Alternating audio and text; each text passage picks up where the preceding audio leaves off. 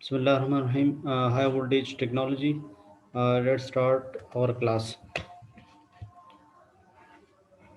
I've waited for 10 minutes, but only two of the students are just online. Okay, so high voltage technology. High voltage technology में हम high voltage के बारे में पढ़ेंगे कि high voltage होता क्या है और हाई वोल्टेज को हम क्यों जनरेट करते हैं और हाई वोल्टेज टेस्टिंग के बारे में हम पढ़ेंगे। सही है। सो स्टार्ट लेते हैं। High voltage engineering is the science of planning, operating and testing high voltage electrical devices and designing the insulation coordination in order to ensure the reliable operation of the power network। अच्छा, क्या मतलब है इसका? इसका मतलब ये है कि यानी हाई वोल्टेज में हम हाई वोल्टेज की प्लानिंग के बारे में, उसके ऑपरेशन के बारे में, टेस्टिंग के बारे में और इलेक्ट्रिकल डिवाइसेस, मुख्तलिफ इलेक्ट्रिकल डिवाइसेस के लिए जो इलेक्ट्रिकल इक्विपमेंट्स इस्तेमाल होते हैं उनकी टेस्टिंग के बारे में हम पढ़ेंगे। ठीक है। और इंसुलेशन कोऑर्डिनेशन यानी एक इंसुलेटर का दूसरी इंसुलेशन के साथ क्या ताल्लुक होगा, तो उसके बारे में हम पढ़ेंगे। सही है। High voltage engineering provides the access to electrical energy for consumer far away from power generation units। ठीक है। जो हाई वोल्टेज है, ठीक है, ये दूर दराज जो कंज्यूमर्स हैं उन तक इलेक्ट्रिसिटी किस तरह सप्लाई होती है, इसके बारे में हम पढ़ेंगे। सही है। This branch of science provides and optimizes operating characteristic of internal and external insulators। जो बाहर इंटरनल इंसुलेटर्स लगे हैं, एक्सटर्नल लगे हैं या अंदर इंसुलेटर्स इंटरनल इंसुलेटर्स लगे हैं, तो इनके बारे में हम हाई वोल्टेज इंजीनियरिंग में पढ़ते हैं। ठीक है। सबसे पहले हम स्टार्ट यहाँ से लेते हैं कि हाई वोल्टेज को क्यों यानी प्रोड्यूस किया जाता है। ठीक है। तो हाई वोल्टेज के रेंजेस 100 से 1000 वोल्ट तक ये लो वोल्टेजेस कहलाते हैं। मीडियम वोल्टेज 1 किलो वोल्ट यानी 1000 वोल्ट से 100,000 वोल्ट, ये जो है मीडियम वोल्टेजेस कहलाते हैं। और 100 किलो वोल्ट से 345 किलो केवी ये हाई वोल्टेज। ठीक है। ऐसा 345 से 765 सा ये पूरी दुनिया में मुख्तलिफ किस्म के रेंजेस हैं। ये कंट्री टू कंट्री भी वेरी करती हैं। सही है। तो आप लोगों में से तो मुझे कोई भी जवाब नहीं दे रहा। लगता है आप लोगों ने बस जस्ट ऑनलाइन हुए हैं। और तो क्वेश्चन ये है आप लोगों से कि आप लोग ये बताएं कि पाकिस्तान में जो सबसे मैक्सिमम वोल्टेज है जो ट्रांसमिट होता है, तो वो वोल्टेज कितना है जो कि ट्रांसमिट होता है पाकिस्तान में? जी, मुझे जवाब दें।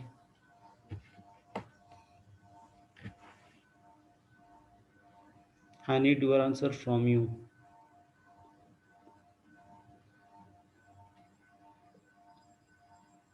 Naveedullah and Shafat, only you two are online.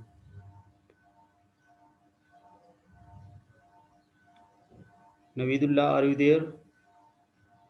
Shafat, are you there?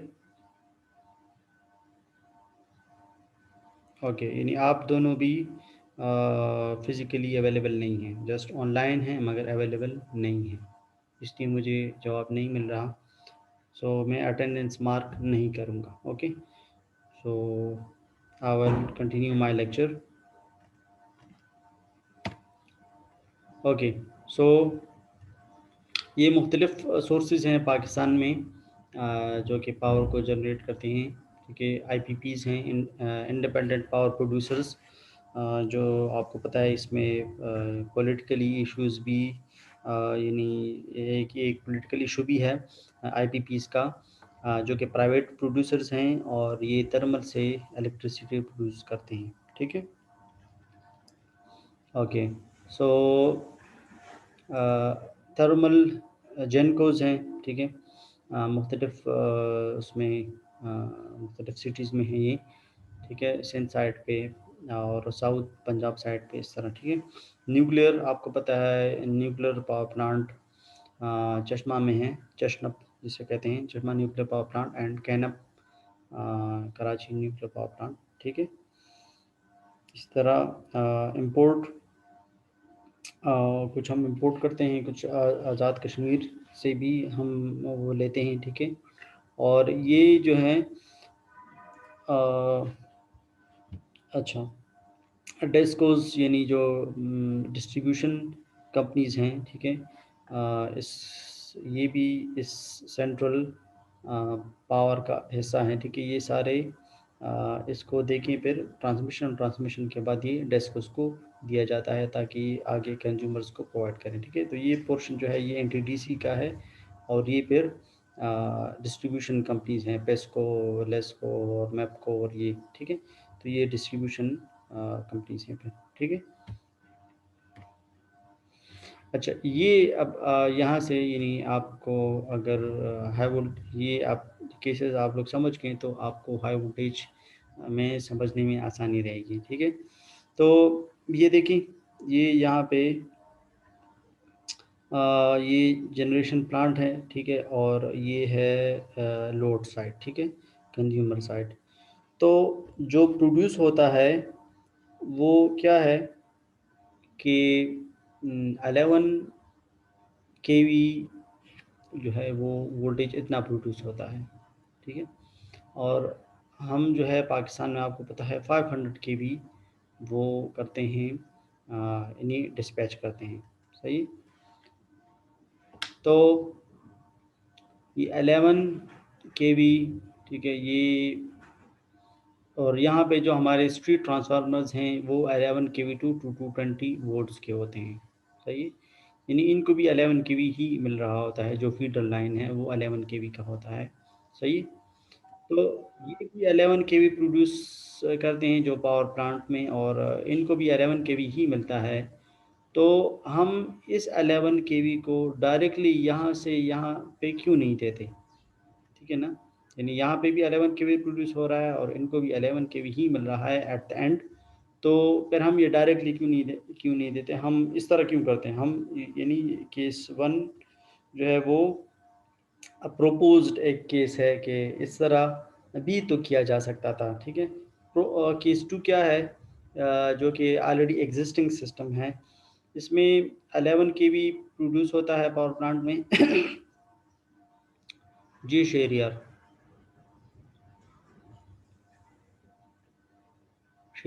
You have raised the hand.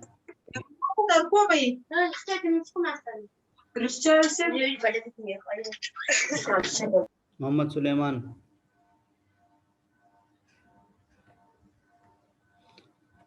Okay, so 11 KV को स्टेप अप किया जाता है, ठीक है। ये देखिए स्टेप अप ट्रांसफार्मर, ठीक है। और फिर उसको स्टेप डाउन किया जाता है 220 केवी, फिर स्टेप डाउन किया जाता है 132, इस तरह मुख्तलिफ 66, इस तरह मुख्तलिफ रेंजेस पे, और 11 केवी तक इसको लाया जाता है, ठीक है। और 11 केवी के बाद जो है हमारे घरों को यानी 220 वोल्ट दिया जाता है।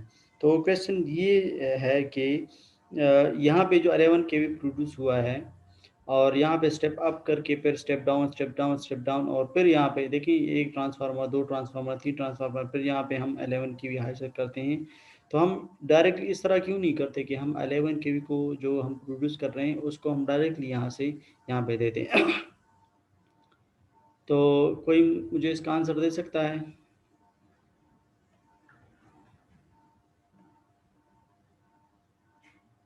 आफ्ताब, सुलेमान, नवीद, सईदुल्ला, शाफाहत, और ये लास्ट में शहरियार गुल। ये गलत जवाब दें मगर दें। ओके, कोई भी यानी नहीं है, वैसे ऑनलाइन है। एनी हाउ, सो केस 1, ठीक है। और केस 2, ठीक है। केस 1 में क्या है कि ट्रांसमिशन वोल्टेज इज़ लो, ठीक है, 11 केवी। ये देखिए 11 केवी ही ट्रांसमिट हुआ है, but to transmit 11 megawatt power. देखिए हमने जो केसेस दिए हैं एग्जांपल के तौर पे, इन दोनों में 11 मेगावाट इसमें भी प्रोड्यूस हो रहा है और 11 मेगावाट इसमें भी प्रोड्यूस हो रहा है, ठीक है। मगर यहाँ पे ट्रांसमिशन 11 केवी पे हो रही है और यहाँ पे जो ट्रांसमिशन है वो 500 केवी पे, तो हमने वोल्टेज को हाई कर दिया है, ठीक है। ये जिस सारा सब्जेक्ट का नाम है हाई वोल्टेज टेक्नोलॉजी, तो हमने वोल्टेज को हाई किया है। वो हाई हम क्यों कर रहे हैं, ये क्वेश्चन है, ठीक है। But to transmit 11 megawatt power, current transmission current must be will be very high, ठीक है, 1000 ampere, very high conductor size will be required। और इनको जो है यानी इनको सपोर्ट देना, ठीक है, ये भी यानी अगर 1000 एम्पेयर के वो होंगे कंडक्टर साइज होगा, तो आप इमेजिन कर सकते हैं कि कितने बड़े यानी ये जो अभी ट्रांसमिशन लाइन है, ठीक है, एग्जिस्टिंग ट्रांसमिशन लाइन जो बचे हैं, इनके ये यानी 100 टाइम्स साइज इसकी ज़्यादा होगी, सही है। तो अब बहुत ज़्यादा, बल्कि उससे भी ज़्यादा। तो यानी इतनी हाई, अगर एक ही कंडक्टर इतनी हाई साइज़ का होगा, तो इसको यानी आइसोलेट किस तरह किया जाएगा, इसको जो पोल्स अभी जो यानी इतनी साइज़ के नहीं हैं, और इनको सपोर्ट देने के लिए देखिए कितने बड़े-बड़े टावर लगे हुए होते हैं। 500 केवी के टावर्स आप लोगों ने देखे होंगे, कितने बड़े-बड़े होते हैं। तो अगर ये यानी 1000 एम्पीयर को आपको पता है कि जब करंट साइज़ बढ़ता है तो कंडक्टर अगर करंट की वैल्यू बढ़ती है तो कंडक्टर साइज़ भी बढ़ता है, ठीक है।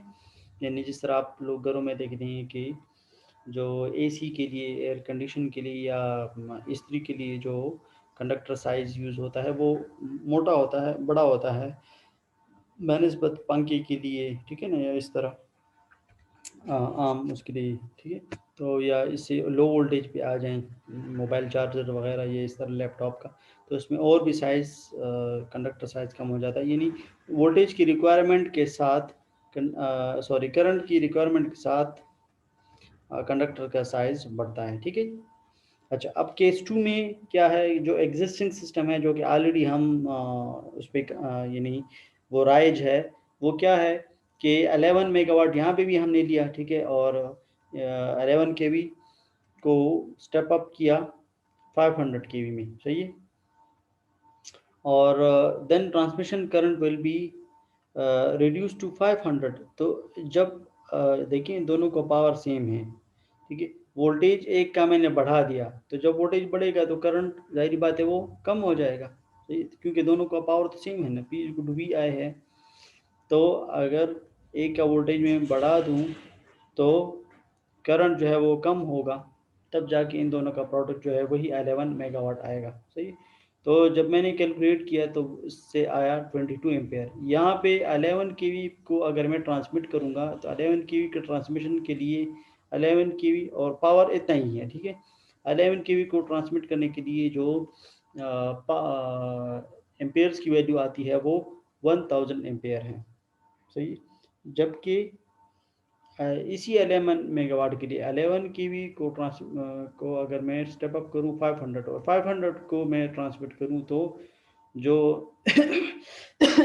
करंट की वैल्यू है वो रिड्यूस होके 22 एम्पेयर आती है। तो मैंने आपको भी बताया कि करंट जितना बढ़ेगा तो कंडक्टर साइज उतना बढ़ जाएगा, तो यहाँ पे करंट कम है तो इसलिए कंडक्टर साइज भी क्या है वो कम है, सही। So lower conductor size will be required to transmit 22 kV current, ठीक है। इसकी कैलकुलेशन मैंने नेक्स्ट स्लाइड में की है, सही। तो इतने बड़े साइज़ के कंडक्टर पहले आएंगे कहाँ से, फिर इनको अरेंज करना, फिर इनको सपोर्ट देना, इनका जो कॉस्ट है, ठीक है ना, और फिर इनकी जो यानी जो क्रॉस आर्म्स होते हैं वो इन दोनों को यानी सेपरेट करती हैं ताकि ये इलेक्ट्रिकली भी इंसुलेट रहे और मैग्नेटिकली भी ये इंसुलेट रहे, एक का फिर दूसरे से वो स्ट्राइक ना करे। ठीक है, तो तो अगर कंडक्टर साइज बढ़ेगा तो जाहिर बात है फिर फील्ड भी उतना बड़ा होगा और इसके लिए बड़े बड़े क्रॉस आर्म्स चाहिए होंगे, तो इसको करना ये नामुमकिन है। तो इससे अच्छा है कि हम यानी ये वाला जो ये जो एग्जिस्टिंग सिस्टम है जो कि ऑलरेडी चल रहा है कि हम इसको ग्रिड पावर प्लांट के साथ ग्रिड स्टेशन में ही स्टेप अप कर लेते हैं और फिर आहिस्ता आहिस्ता मुख्तलिफ स्टेप्स में इसको हम step down step down step down करते हैं। हालांकि इनमें ग्रिड स्टेशन नहीं आ रहे, इसमें ट्रांसफार्मर्स नहीं आ रहे हैं, यहाँ पे हर ये ग्रिड स्टेशन है, ट्रांसफार्मर्स है, फिर रिले रूम होगा, कंट्रोल रूम होगा, मुख्तलिफ खर्चे इसमें आएंगे। ठीक है, इसमें फिर इंसुलेटर्स का भी इशू आएगा, यहाँ पे इंसुलेटर्स नहीं है। इंसुलेशन वोल्टेज पे उसका ताल्लुक है कि जितनी वोल्टेज ज़्यादा होगी उतना इंसुलेशन लेवल ज़्यादा रिक्वायर्ड होगा। तो यहाँ पे इंसुलेशन लेवल ज़्यादा रिक्वायर्ड है क्योंकि हम 500 केवी को इंसुलेट कर रहे हैं, यहाँ पे हम 11 केवी को इंसुलेट कर रहे हैं, तो यहाँ पे इंसुलेशन के प्रॉब्लम भी कम है। मगर इसमें और प्रॉब्लम्स बहुत ज़्यादा हैं, कंडक्टर के साइज़ का, कंडक्टर के कॉस्ट का, फिर आइसोलेशन का। तो इन इश्यूज़ को हैंडल करना मुश्किल है, इन इश्यूज़ को हैंडल करना आसान है। तो इसलिए हम यानी इस सिस्टम को वो करते हैं, ऑप्ट करते हैं कि हम क्या करते हैं, इसको स्टेप अप करते हैं, फिर आहिस्ता आहिस्ता इसको स्टेप डाउन करते हैं। ठीक है, अच्छा इसकी ये देखिए स्टेप केस 1 के लिए कैलकुलेशन मैंने की है और केस 2 के लिए कैलकुलेशन की है, इन दोनों को आप ज़रा देखें। Case 1 transmission with low voltage, case 2 transmission with high voltage. ठीक है, तो P is equal to 11 megawatt और P is equal to 11 megawatt, दोनों के लिए मेगावाट की वैल्यू मैंने सेम दी है, यानी दोनों का जो पावर प्लांट है वो सेम है। सही, P is equal to V I, P is equal to V I दोनों का सेम है, I is equal to P divide by V, I is equal to P divide by V। अच्छा अब यहाँ पे देखिए पावर कितना है 11 मेगावाट है, 11 मेगावाट लिख दिया P के बजाय, और V जो मैं ट्रांसमिट कर रहा हूँ केस 1 में वो यही 11 केवी है। ठीक है, जो कि प्रोड्यूस कर रहा है यहाँ पे, तो वही ही मैं ट्रांसमिट कर रहा हूँ, इसको मैं स्टेप अप नहीं कर रहा। ठीक है ना, जितनी प्रोड्यूस किए वो सारे के सारे मैं भेज रहा हूँ। सो यहाँ पे 11 केवी, तो 11 मेगावाट, ये 11 मेगावाट मैंने इसलिए दिया है ताकि ये यहाँ पे कैलकुलेशन में आसानी रहे। 11 कैंसिल हो जाएगा, यानी 1000 डिवाइडेड बाय 1, तो ये 1000 एम्पेयर यहाँ पे आ गया। ठीक है, और यहाँ पे देखिए 11 मेगावाट यहाँ पे भी, अगर यहाँ पे वोल्टेज को मैंने स्टेप अप किया है, तो अब जो स्टेप अप वोल्टेज है वो 500 केवी है। ठीक है, इसको डिवाइड किया तो इससे क्या आंसर आया मेरे पास 22। तो 22 को हैंडल करना आसान है और उसको 1000 एम्पेयर को हैंडल करना वो मुश्किल है। सही है, अच्छा सो इसमें एक और प्रॉब्लम भी आएगा, आई स्क्वायर आर लॉसेस। तो आई स्क्वायर आर लॉसेस, तो जितना करंट ज़्यादा होगा तो लॉसेस उसके स्क्वायर टाइम ज़्यादा होंगे 2 टाइम्स नहीं बल्कि स्क्वायर टाइम ज़्यादा है। सही है ना, तो यहाँ पे ये इशू भी है, आई स्क्वायर आर लॉसेस। ठीक है, यहाँ पे वो ज़्यादा है, यहाँ पे अगर वो लॉसेस होंगे तो यहाँ पे चूँकि करंट कम है तो उसका स्क्वायर भी उतना ज़्यादा नहीं आएगा जितना कि इसका ज़्यादा आ रहा है। तो यहाँ पे आई स्क्वायर आर लॉसेस भी ज़्यादा हैं। एफिशिएंसी, जब आई स्क्वायर आर, ये क्या है लॉसेस हैं, जब लॉसेस ज़्यादा होगी तो एफिशिएंसी, यहाँ पे एफिशिएंसी रिड्यूस हो जाएगी। वोल्टेज रेगुलेशन का भी इशू आएगा, यहाँ पे वोल्टेज रेगुलेशन का इशू भी इतना नहीं है, और एफिशिएंसी भी पावर सिस्टम की वो इसके मुकाबले में हाई होगी क्योंकि लॉसेस इसमें कम है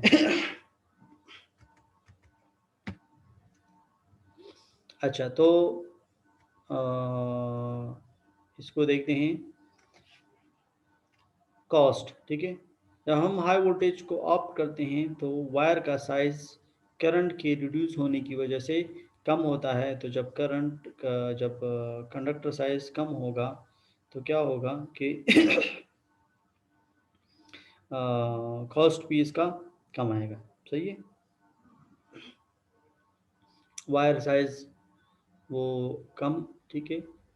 तो इस वजह से कॉस्ट भी कम, क्योंकि कंडक्टर इटसेल्फ भी वो है, और टावर का स्ट्रक्चर जो है वो भी यानी उतना बड़ा नहीं होगा, तो टावर स्ट्रक्चर पे जो खर्च आएगा वो भी हाई वोल्टेज को ऑप्ट करने के बाद स्ट्रक्चर का खर्चा भी कंपेरेटिवली कम होगा। सही है।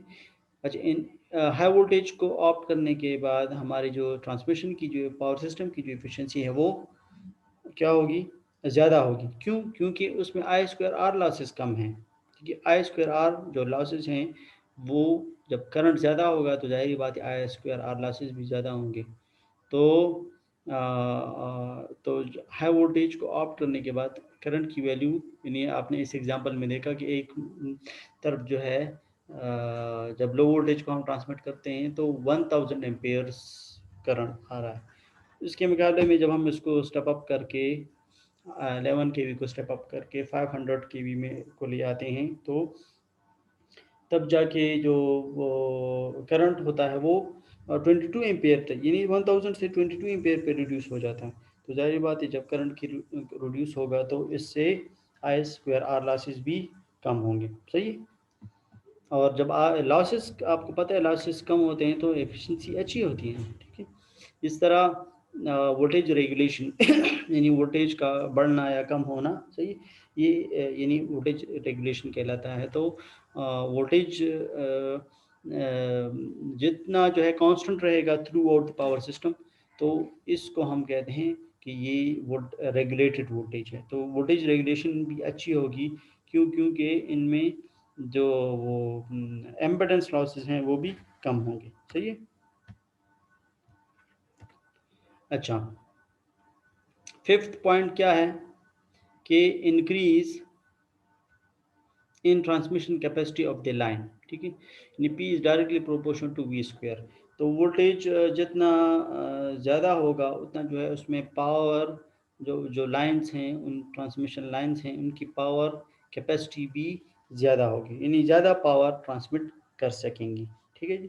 तो जब वोल्टेज कम होगा तो पावर कैपेसिटी भी कम होगी ट्रांसमिशन की। तो हाई वोल्टेज को ऑफ करने के बाद हमें ये फ़ायदा भी मिलता है। ठीक है। Increase of search impedance loading, ये आगे जाके हम पढ़ेंगे भी। ठीक है। कि लोड रेजिस्टेंस जो है वो source load impedance source impedance के बराबर होगा, तो जो है यानी लॉसेस कम होंगे। ठीक है। तो ये तब होगा जब वोल्टेज रेगुलेशन और अच्छा होगा, और बीच में जो लॉसेस हैं वो कम होंगे। सही है।